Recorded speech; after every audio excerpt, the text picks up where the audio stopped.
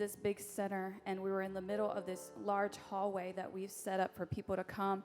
And people were there, and Chuck, with the same umph that he has been this morning, he was in that dream telling people, move with the ticking of the clock. Move with the ticking of the clock. He was getting on to several people there, and I didn't wait for him to come to me. I just started moving like this to the ticking of the clock. And people, instead of moving with this clock, they went over to this presentation that was only meant to draw them into what God was really trying to do in that moment. And they started worshiping, still speaking in tongues, worshiping. And then what surrounded them was like this green smoke. And I was like, where is the ticking of the clock? I could not hear it. And so what the Lord was saying was like, you know, it's simple. You just got to keep moving with my time.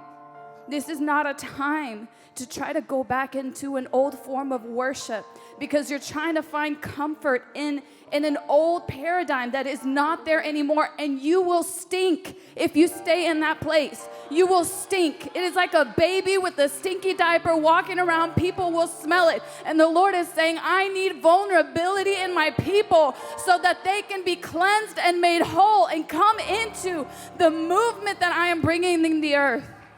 That's the word. This month is important. See, this month is our transition month. Transition has 4 phases: death, confusion, and you can get stuck in any one of the phases of transition. Some people stay in transition for 60 years. Now think about it. Israel stayed in transition once they left Egypt for 40 years. I think we help determine how long we stay in transition. It's not God. Jesus stayed in transition 40 days from the time he was baptized till the Spirit led him into the wilderness. And he took the 40-day route. Now, you can stay 40 years, you can stay 40 days. Say, I'm going to choose that 40-day plan. All right? Because we have free will, and how we respond by faith causes time around us to move.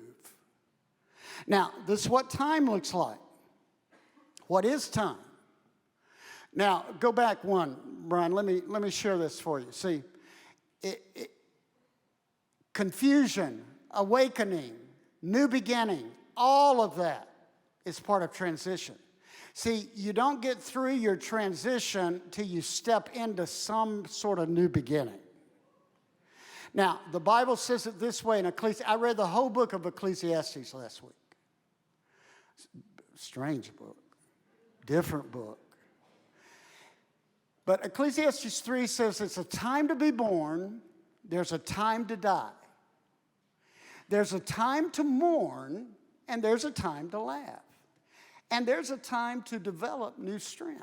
That's what this month is about.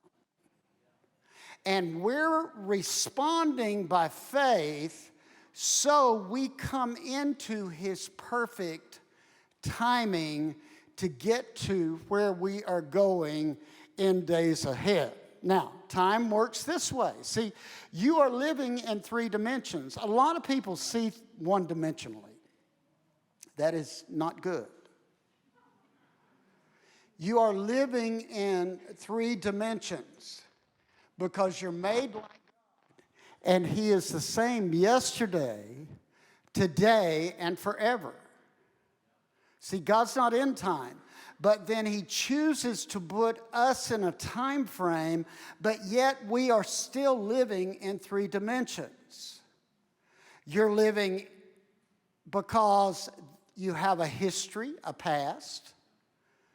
You have a moment, a present, and he already sees you till you come into your eternal place. And we each have an eternal place. Now, this is the issue about salvation.